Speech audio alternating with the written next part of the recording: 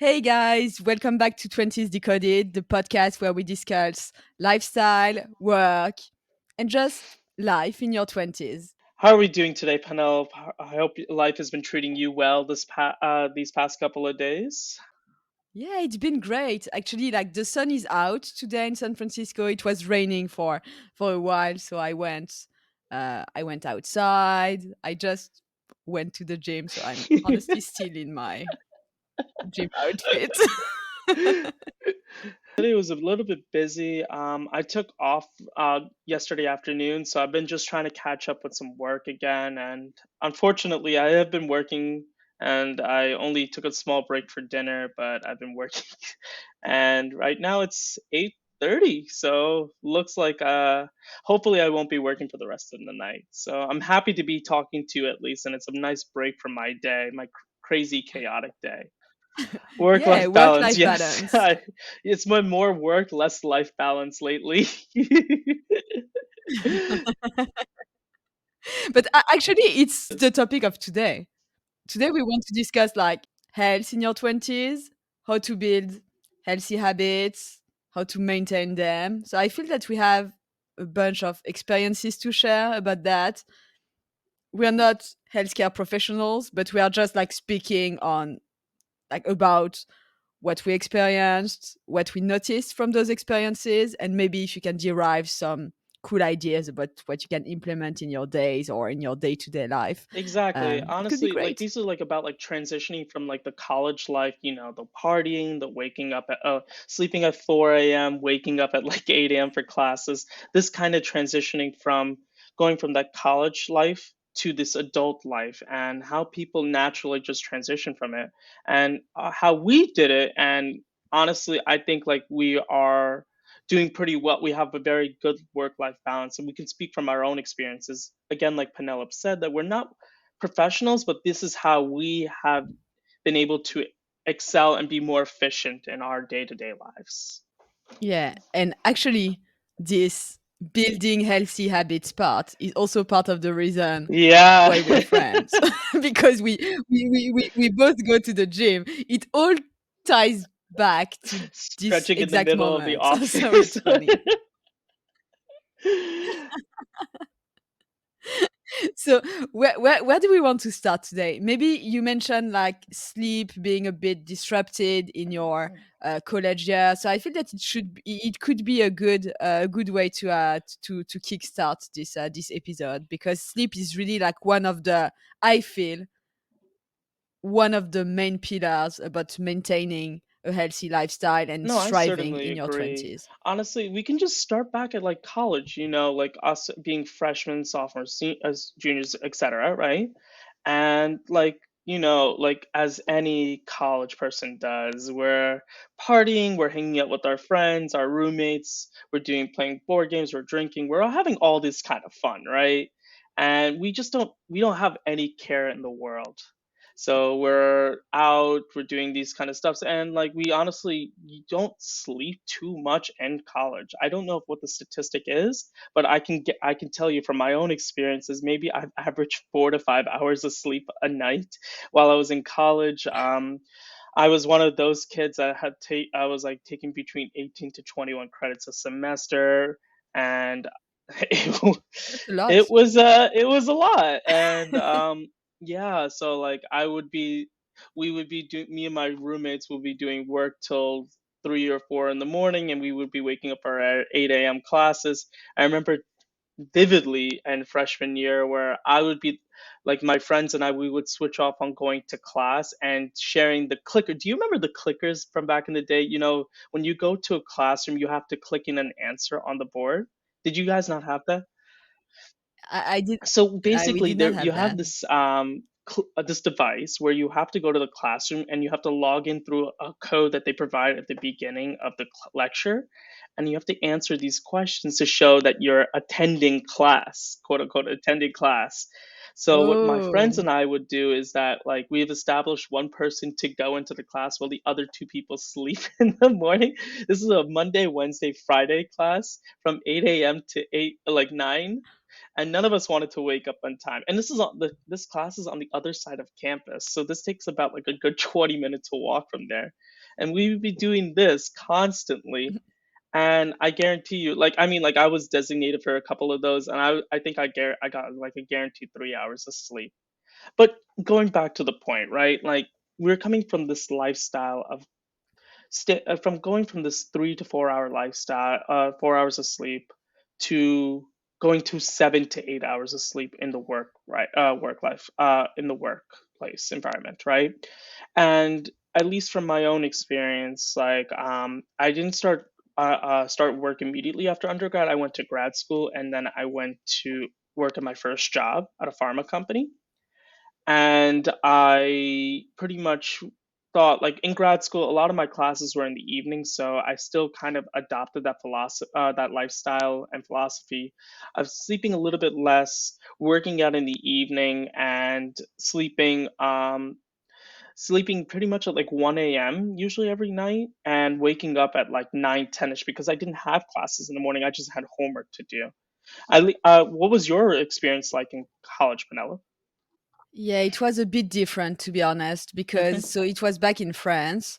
And so my first 2 years of college, it was called like preparatory classes, where basically it was really not fun. I was studying math, studying physics, maybe seeing a bit my friends, but that was all I was doing, because then at the end of those 2 years, you had Hmm. competitive entrance exams for the French engineering schools, and so you really had to work hard.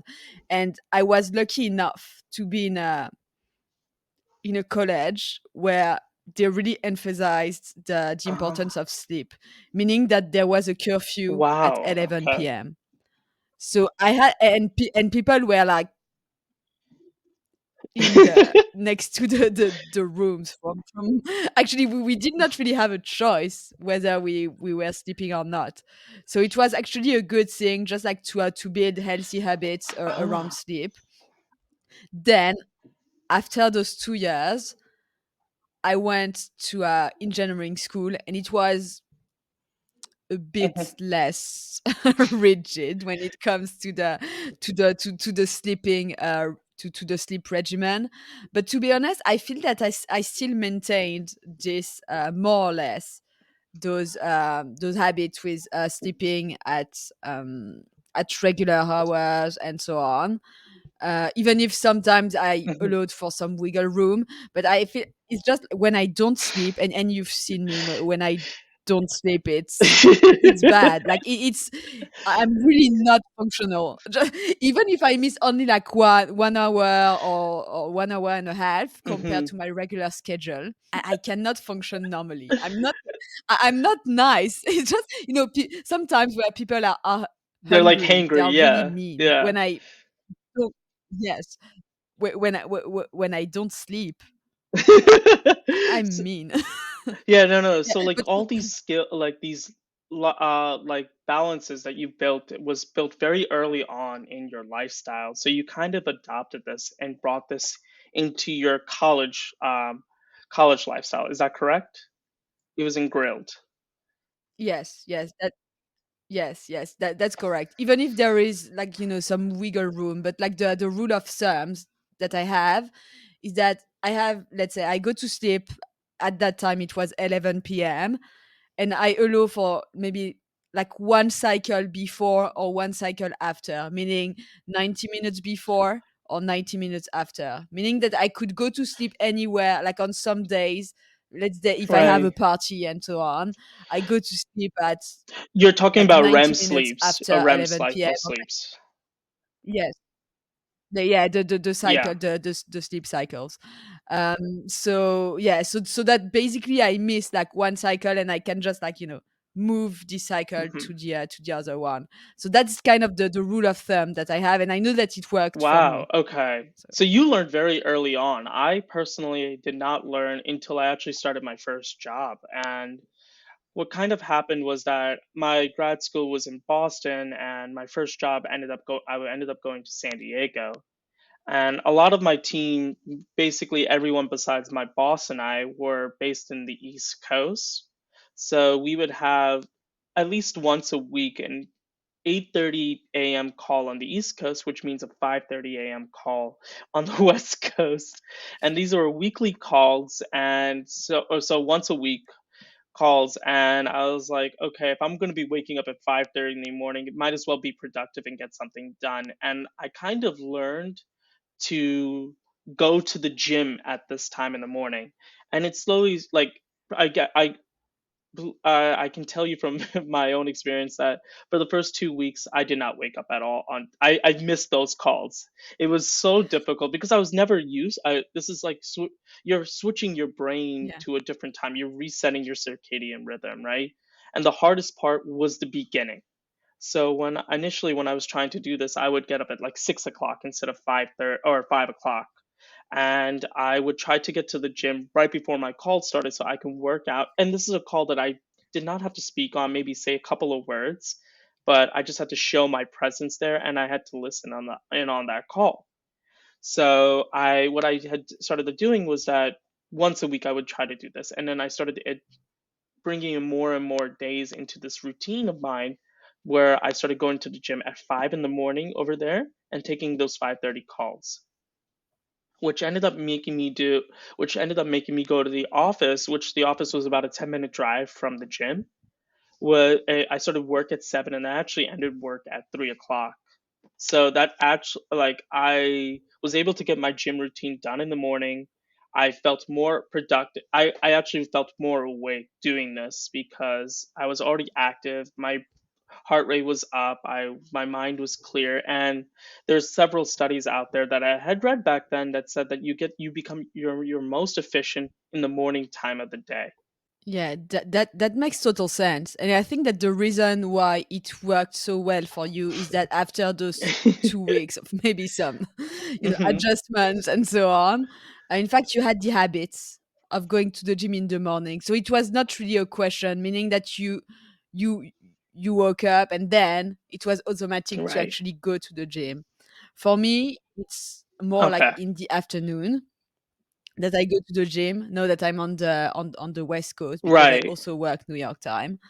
Um, but no, it's really like an habit that is in my life, meaning that even on days when I'm super tired, if I have a workout that is scheduled, and I work Hmm. out only 4 days a week, it's not every day, but 4 days a week on the during the work week, not on the weekends. Um, and so if I know that I have a workout that is scheduled, it's just my brain is trained to do it. And so that I go anyway. And honestly, maybe 90% of the Hmm. time, I feel better. Even if it's not necessarily Right. the best session ever. Sometimes, it's not really about it's not about your physical health. It's more about your It's a mental health de-stressing as moment well. for you, or yeah. So let me Yes, ask you exactly. this, right? So I know, like, you started working in the East Coast and you moved to the West Coast. How has that transition helped you? Like, how did you, like, I know back in the East Coast you had started working out in the morning, correct? And then transitioning that to the West Coast Yes. times where you're not necessarily working out in the morning, you're just working out right after work. How was that transition? Was it like difficult? Was it easy to pick up for yourself? Yes, so it was not really easy to pick up because my preferred time to work out is in the morning after my breakfast. So, but even when I was on the East Coast, I was not working out at my favorite time because like when you have a corporate job, you cannot just go to the gym at whatever time of the day. I mean, So, I see some software engineers, like they can just, pack up their bags, go to the gym for a quick hour or so, come back and go back to work. I've seen my roommate do it. I've done it. I've done it a couple of times. I'm not gonna lie, where if I wake up late. But yes, like no pre-COVID times, yes. yeah, so I was trying to go to I was trying to go to the gym before my work day, so it means around Hmm. like 6:30 a.m. Which honestly for me was not the best because I did not really have the time to eat a proper breakfast if I did not want to wake up Hmm. really, really early. So it was really not the best for me, and there was no way I was going to go to the gym in the afternoon. just because it was overcrowded in the afternoon right after work. Like the 5 6 It's p.m. gym crowds just, ridiculous. It I just mean, makes the gym so unappealing. yeah, Mhm. I tried, and I was just, yeah, I prefer to wake up early rather than No, going to the gym at it's this really time. like it's insane. Like no matter which gym you go to, whether you go to like the $20 gym or the Equinox gyms out there, right? The gyms are so packed that you can't even get a squat rack or machine or at all, and there's like a good line waiting for these machines. Yeah, Yeah. that's crazy. And so actually now that I'm on the West Coast, so I'm Hmm. still working New York time. So what I can do is still I still go Right. to the gym in the afternoon because I cannot, my work day Hmm. is mostly in the morning because of the East Coast time, but I can still go to the gym in the afternoon before the Right. 6 Okay. p.m. gym Okay. crowd, So this is how you which is avoid it. great. Do you see a lot, like at least when I was living in Yeah. San Diego, a lot of people were working the East Coast hours, and they would normally end work around 3 o'clock ish. Do you see that a lot in San Francisco, or is it like more so you operate on the 9 to 5 schedule and that people will like be doing that themselves? So I'd love to hear from that. Honestly, I Hmm. don't really know. Just because, SF is a bit strange by some regards because you have like all those companies that have remote work, all those startups which are maybe like a little bit more flexible. So I would say that it's maybe a little bit Okay. more spread out Okay. than it was in New York. But still, you have this 5 6 p.m. gym crowd, which makes it hard. And honestly, that's why I feel grateful that I already had the habit of Hmm. going to the gym and so on before I started working and having to go at 5 6 p.m. Because if you imagine someone who is starting, who wants to get fit, who wants to go to the gym and so on, so you say, okay, I'm going after work, and then you have this huge gym crowd. I'm sorry, but I Hmm. would have gone once or twice and then never come back. So I feel grateful that I Hmm. already have these habits that made me still stick to it, even if sometimes it was really, really not easy And no, because it's of the gym truly crowd. amazing, especially when you build these habits so early in your life. And you built this probably when you were like in 15 years old, 15, 16 years old. And you were able to still live with these habits in your lifestyle to this day. And it's proven to be successful. You're very good at your job, you're very efficient, you get work done, and you're not like, I mean, besides the lack of like knowing like when I think I've only seen you once with very little sleep, but besides that, like I think you're like super like you're awake and you're very productive during the day. It's very nice to see that.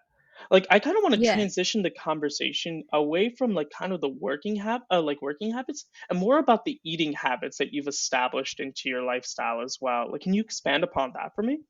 Yeah, yeah, totally. So actually, I feel that like sleep and nutrition, I really like Mhm. the two pillars that are super important along with exercises. So that's good that Yeah. we transition to that.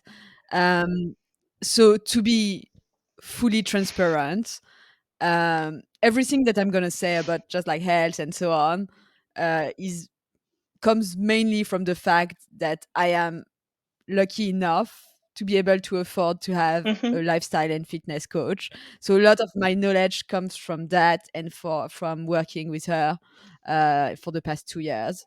So I just want to say Mhm. that before diving into the topic.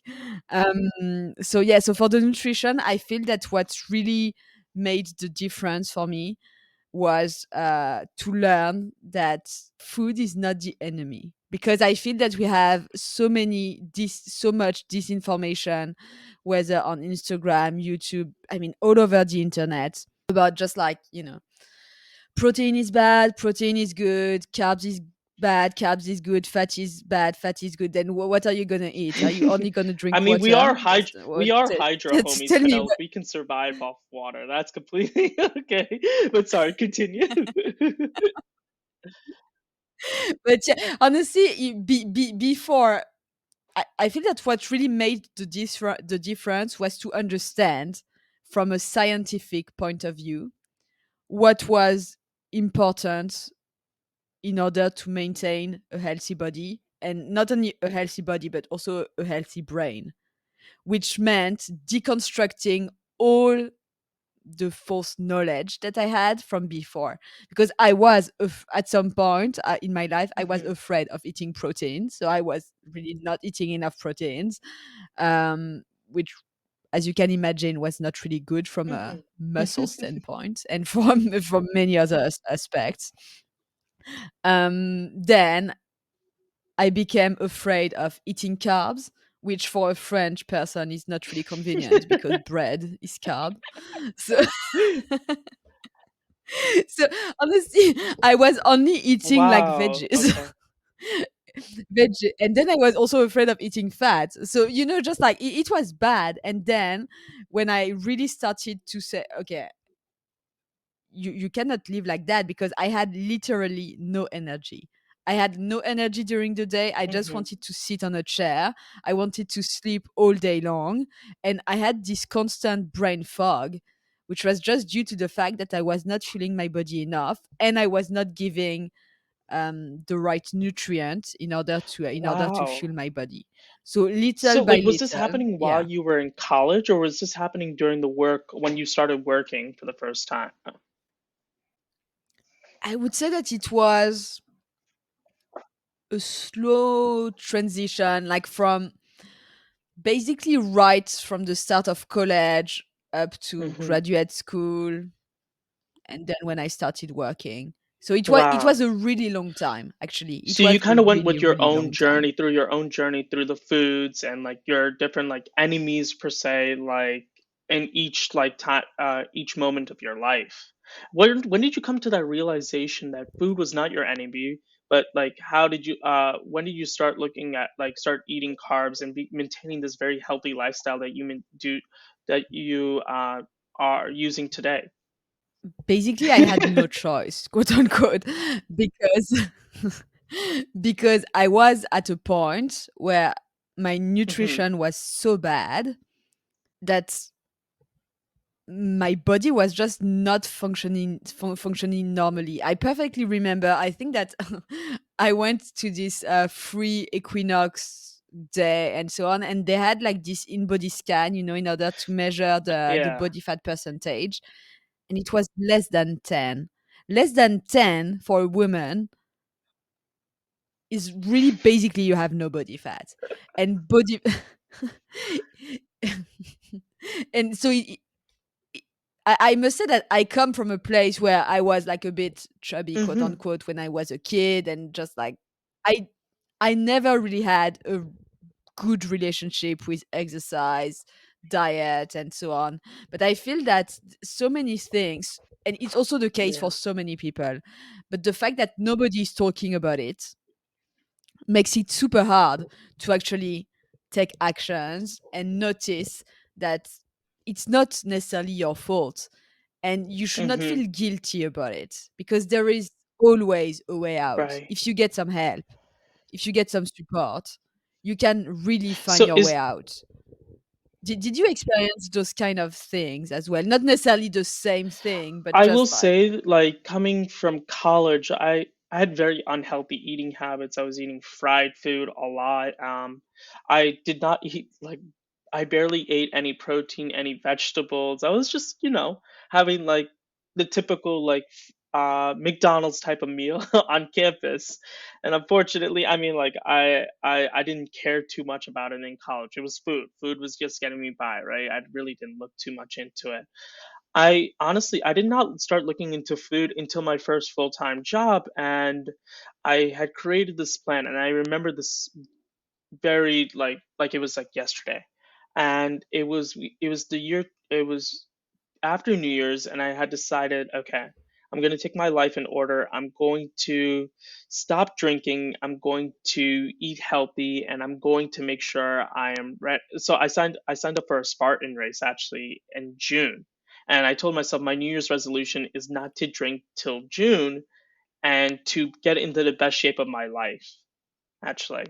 So I kind of started adopting this eating philosophy of, I'm going to have apple, I'm going to have fruits, I'm going to have the proper nutrients per day, I'm going to track my macros. I was using my fitness pal, and I had hired a coach actually back then, or not a coach, or more of a trainer at the gym, and to give me a workout routine because I was not the best at making workout routines. I was using the My Body building plan or something like that from online, and then they started asking you to pay for it. I was like, no, thank you.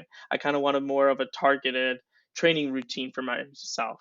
So I kind of reached out to him, and he started giving me these routines to work out at the gym. Started eating between the hour. I kind of started adopting this exercise schedule called intermittent fasting where I was only eating from 10 to 6 p.m. And I would have just like 4 or 5 meals actually within that, whether it be like little snacks or fruits or anything in general, right? And I actually was able to lose body fat percentage while picking up muscle and maintaining the same amount of weight myself. And that's where I truly realized the power of food and how I operate on a day to day schedule. I felt like I was becoming more efficient. I was waking up on time.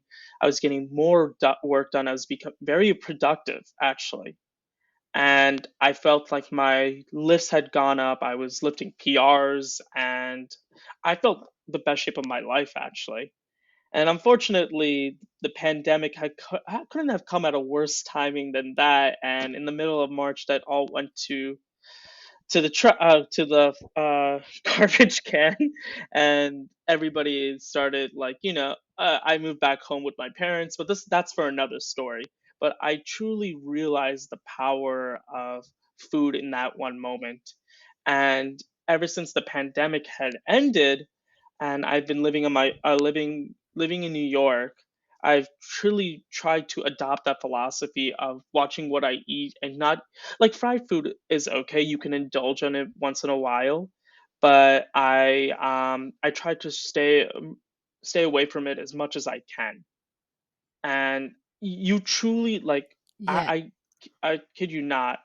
After I think I had a McDonald like from January to the middle of February, I was clean. I was like, let me have one cheat day, and I went to have like a McDonald's dish or something, or like a Panda Express, and I could taste the oil in my throat, and I was like, what is this disgusting thing that's in my throat right now? And like I truly realized that you can the way you operate and like you can taste the good foods from the bad foods. Yeah. But I feel that there is maybe one or two important Hmm. points in what you just said. Um, you stressed out the importance of having somebody to help you. So you had a trainer. It was not you just deciding on your own, oh, I'm going to do this, I I'm going will to do that. say though the trainer was more of the working out regimen and less about the eating. Like I didn't have the new nutrition coach. He was not an all round coach. He's more of a regimen. I took matters into my own hands and I did my own research into this. And seeing how I was doing so well in the gym, I was like, okay, where can I improve my life upon even better? And kind of what had helped me out was actually getting an agenda and writing down my thoughts and my notes. And I started writing in a diary of my day to day life. And to go back and I can look back into seeing my own journey and seeing where I've come to this date. So logging this stuff down and like once you take one step in the right direction, you just don't want to stop and you just want to keep improving your life. And there's the show that's out, it's called The Bear. I'm not sure if you've watched it. It's an amazing show. It's about cooking, right? Yeah. And they keep reiterating the idea of every second counts, and it truly does. Life goes by in a snap of the fingers, and you have to seize every opportunity every second that you have, right? Like, I would love to sit on the couch, just watch some TV shows every now and then, right? Eating potato chips on the couch, living that life. But like, what can I do to benefit society? What can I do to benefit myself? And that truly comes down to that. And that's something I truly value and appreciate in my journey that when I was in San Diego living out there. Yeah, I feel that. And honestly, it's way more than just I don't want to sit on the couch just eating potato chips. It's more about this 1 hour that you're going to spend Hmm. at the gym in the morning. it's gonna be hard. Yeah, cooking your food and eating like some proteins, Mhm. some carbs, some fats, and so on in the right amount. It's hard. It's harder than just like Right. ordering a pizza from Pizza Hut. That's for sure.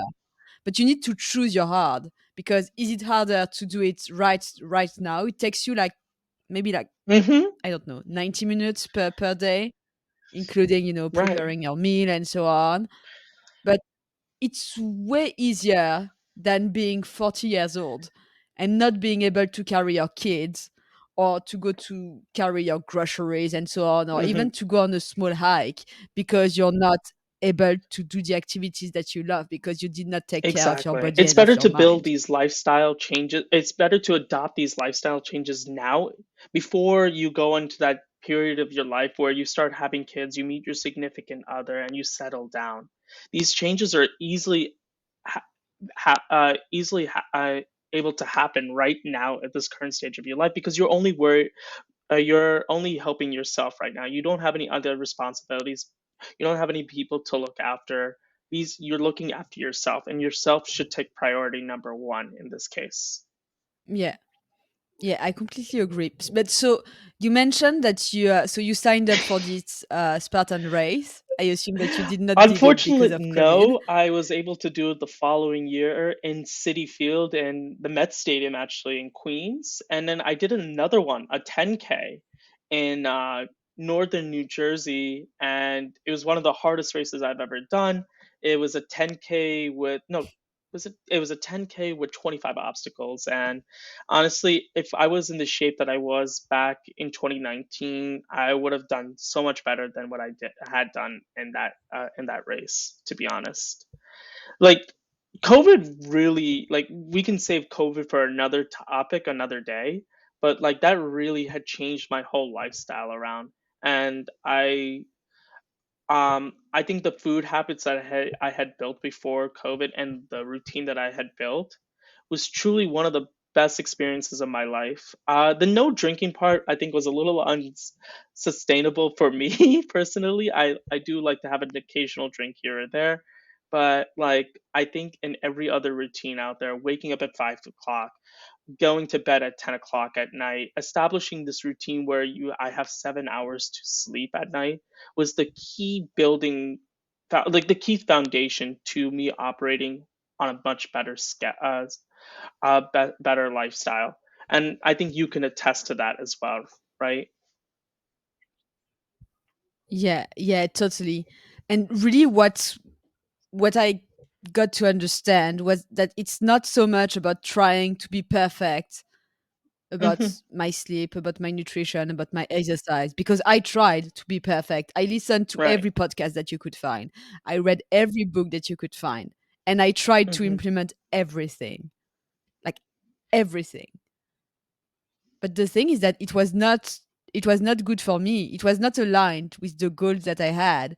And so I just became like unable to function normally on a day-to-day basis because I did not have enough energy to function apart from just building those healthy habits, which Right. were not actually healthy because they were just like taking away the energy from me.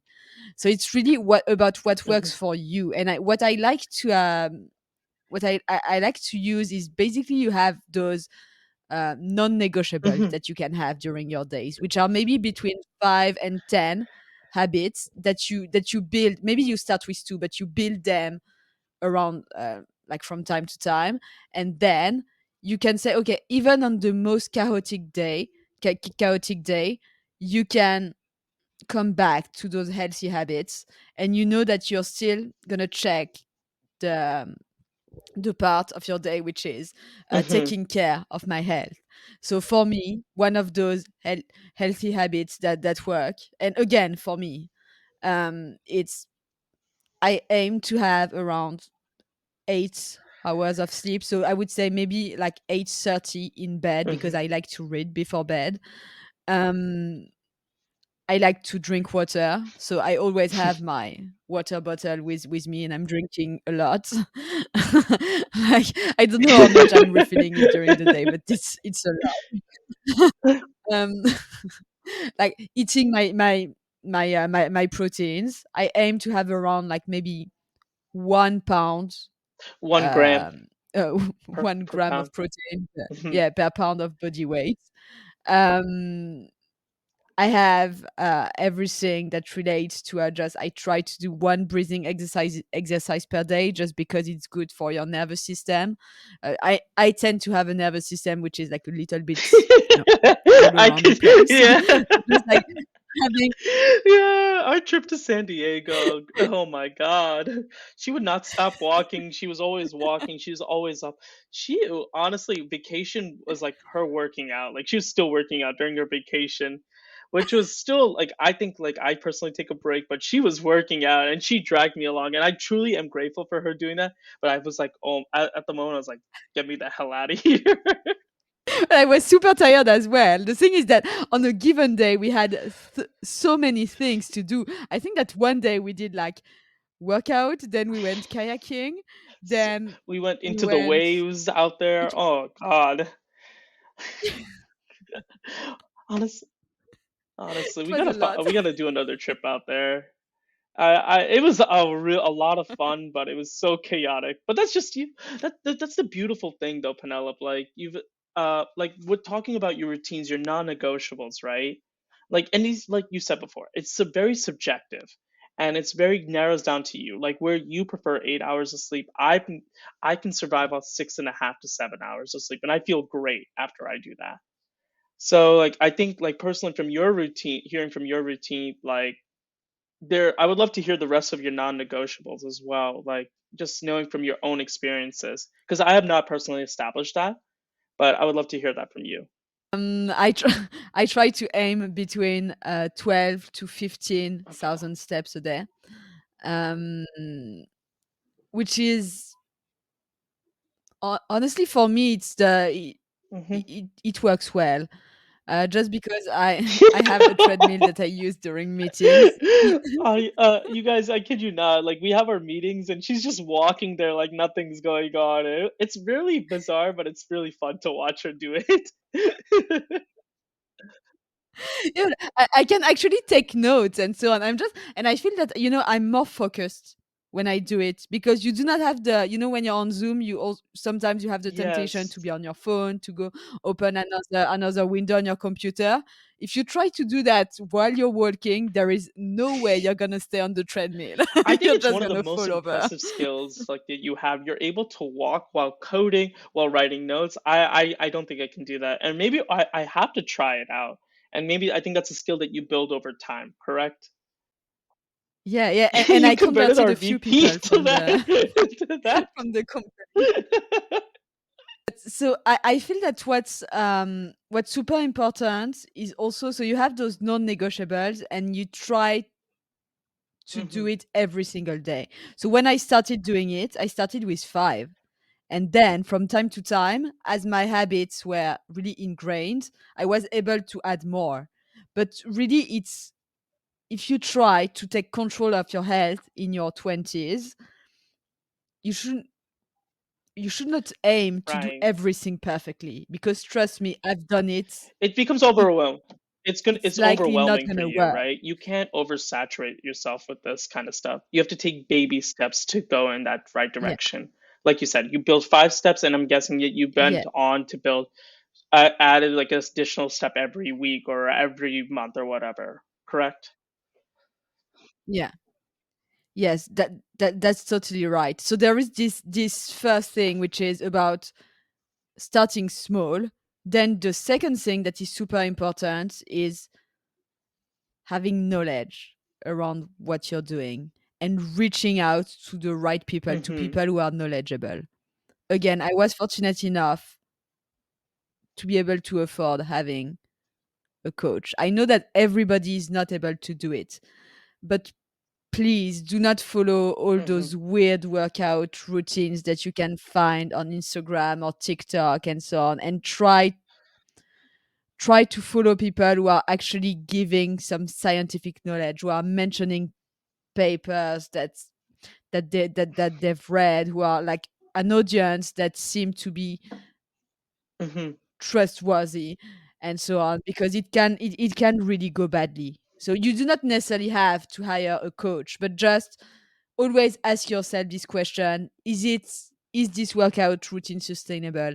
Is this nutrition regimen sustainable?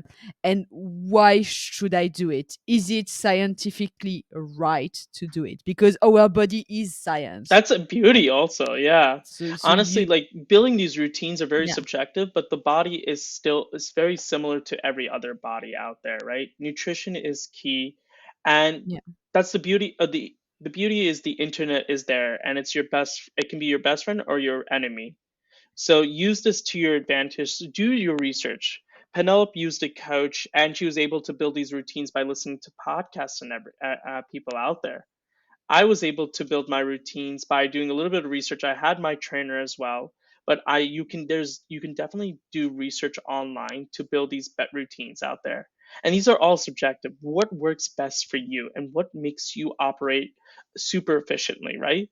Do you like there are people out there that sleep at 2 a.m., wake up at 6 a.m. out there and they operate at their peak level. And there's no harm in that.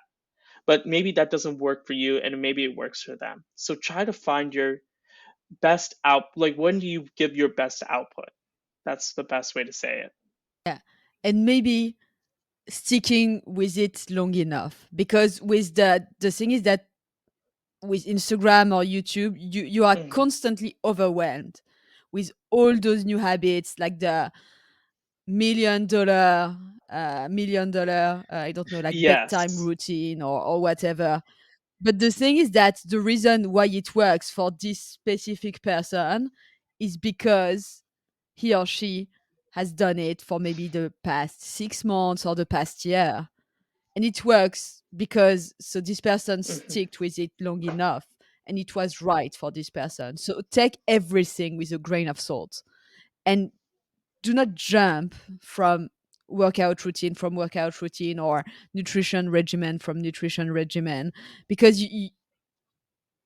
it takes time to actually see the effect of what you're doing, because your body, even if it's pretty resilient, it takes time for your body, to get used to this new routine in order for it to actually be an habit.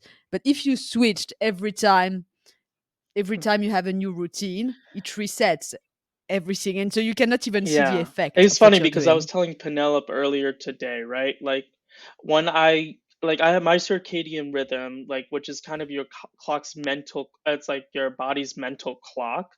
If I've set that rhythm one day in the week, right? I have to wait till the following Monday to reset their circadian rhythm. That's how my own body's mental clock works, right?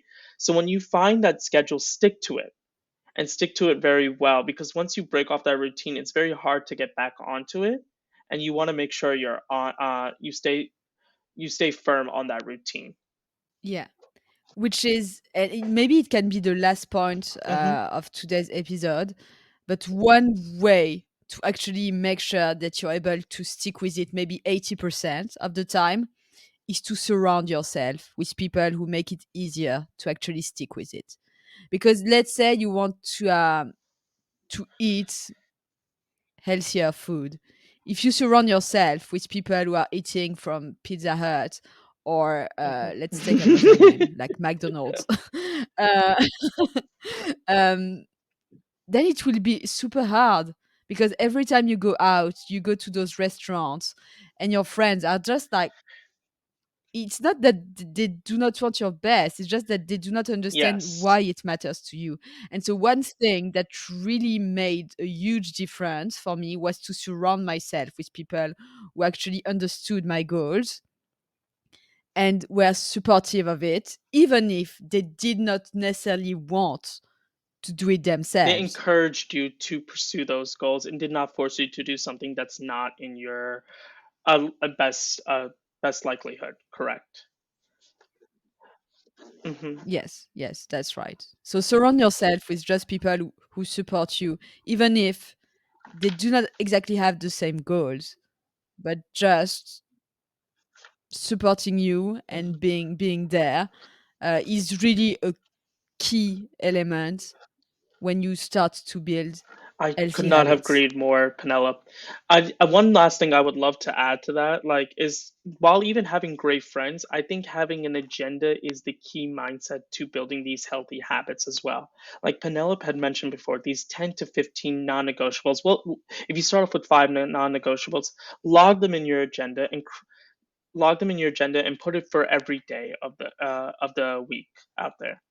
And it's so there is so much satisfaction into crossing out one non-negotiable after another each day, and each work item that you have to cross out, it's so satisfying, and feel better from it. You want to knock off more and more things off that list of things to do. So I think an agenda and having these friends that are always in your corner are the keys to making your 20s successful and more efficient. Yeah, I completely agree. Yeah, Mhm. yeah, so we're gonna cut it. Um, yeah, I completely agree with you. Um, and but again, the importance of Mhm. start with 3. Start with 3. Where which are the areas you really want to improve when it comes to your health? Mhm. Maybe it's your sleep. Start with your sleep. Start to aim for 8 hours or whatever works for you. And then maybe in 1 month you will add another habit. But I feel that if I wish that somebody had told me that before I started to implement everything all at once. And I'm lucky enough to have like a strong Mhm. muscle brain, let's say. And so I was actually able to implement everything at once, but it was just so much, it was just burning out on self-help. so so start small, start with, I don't know, your sleep, or then you can aim to go to the gym 3 times a week and so on, but start small with a good knowledge about what you're doing and If there's why anything that you you're should doing take it. away from this episode, that's what you should take away. Start small and build from there. You learn from our own personal experiences that we didn't build the healthy habits, all these healthy habits that we have today from starting with all these healthy habits. We built from something small and built it we built it from there. Well, I guess that's it then, Penelope, right? Is there anything else that you would like to add or like to touch up on? No, I feel that we've covered a lot today. That this topic is super broad, so maybe we're gonna do some other episodes around that. But we've Mhm. already covered the basis today. Yeah, it was such a big and broad, a massive topic to discuss that we can honestly speak for hours on this. I know in the office that us like stretching and like talking about our different lifting and eating habits has like gone we could definitely talk for days and weeks about this. But yeah, like honestly, we can definitely expand upon this topic or go deeper into this topic later on in the future. But we love for you guys to give your honest feedback. Thank you for listening to us. But yeah, hope to see you guys next week. Bye. Bye.